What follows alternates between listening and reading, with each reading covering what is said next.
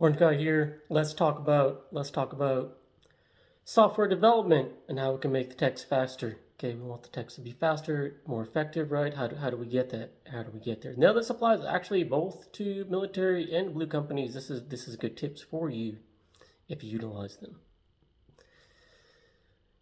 Okay, so we want to ask a question to existing text. The ones are they've been doing it like what is hardest for you when this is your job, right? You have your job description, but what is hardest for you in your job description? What part is hard with this software? What part is hardest for you? Now, if you get a really common answer for that, look, this is hardest for me. That means your section of software needs improvement.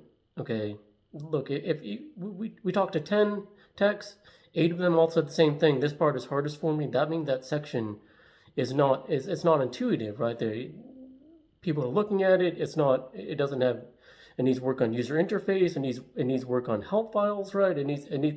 Basically you're asking the right questions to get the most out of your text, and they're telling you, and basically your texts are telling you that look, that software needs work because 8 out of 10 had a problem with it, right? That they're telling you that software needs work, and you say, look, okay, how can we make it so that we only have 2 out of 10 texts say that's my hardest thing, right?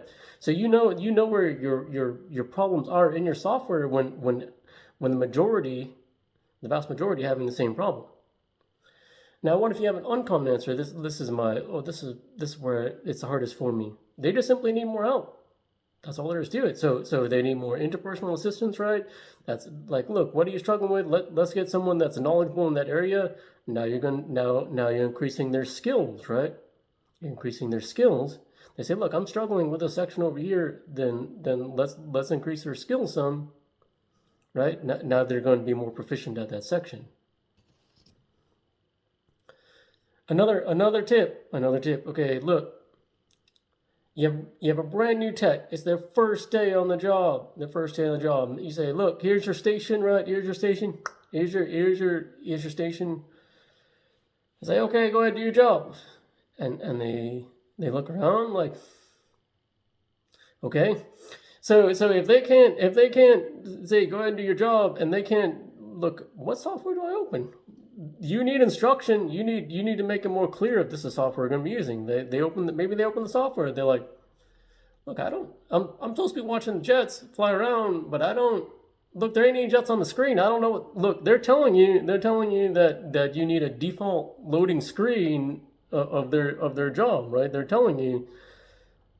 Look, well, everybody gets that wrong because they have to click on the button over here, right? Everybody, that's your software sucking. That's what that is. Okay, your software sucks. If everybody runs the same problem, your software sucks. Fix it. Okay, look, when you fix your software, now you have a new tech. They say, look, oh, I know. Look, I click on the one with the little plane on the icon. Okay, so they click on the one with the little plane icon. Look, now you have a default screen. They say, look, the default was the jets flying around in the air. Like, okay, well, that's a start. Look, so basically each step of the way, they'll give you clues if you listen, right? They'll give you clues on where your problems are. Maybe you need a little jet icon on the desktop, right? Maybe you need some default opening, right?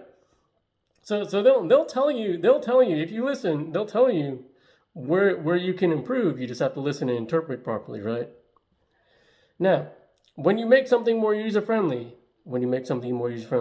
don't take away the advanced options, right? So you can make something user-friendly. Look, this is the default. Things happen, right? It looks great. The new tech has more. It's more intuitive, right? The new tech can use the software, but don't take away the advanced options. Okay, so your new text can enter in the software, and your existing text, right, and the more skilled users aren't disabled at all, because you can accidentally disable your more skilled users. So you want both. You want the initial user friendliness, right, to your software, but you need to keep those advanced options for your skilled text.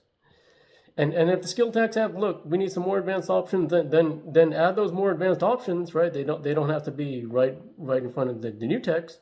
But I say, look, we know how to navigate around here. We get some more advanced options. That will help them become more and more skilled as well. So you can make it both user friendly, right? Because your new text, they say, look, I clicked on the little plane icon. I clicked on the icon. The monkeys, okay? I clicked on the little plane icon. That's how I watch the jets fly around on the software as I click on the little plane. Okay, well, that's a good start. That's a good start, Pipsqueak, okay? So look, there's clues there. There's clues there if you learn to ask the right questions, right, and then apply some of the feedback that you're getting, apply that to improvements. Look, now you have new texts that are they can smash on that, of course. You have new text. You have new texts that are ready to go faster, right? It's faster instead of that. Look, it used to take 6 weeks. Now it only takes 3 because now things are more intuitive, right? Right. So you're cutting down your training time. And also for your more skilled users, right? They have more options, right? If they have more options, they can now look. We couldn't solve this other problem before, and now we have a few more advanced options. Now we can solve it, okay? Because not everyone's gonna have the same skill level. So that's my tip. That's my tip on making software improvements, okay, and enabling the users of the software. Shitbag, bro.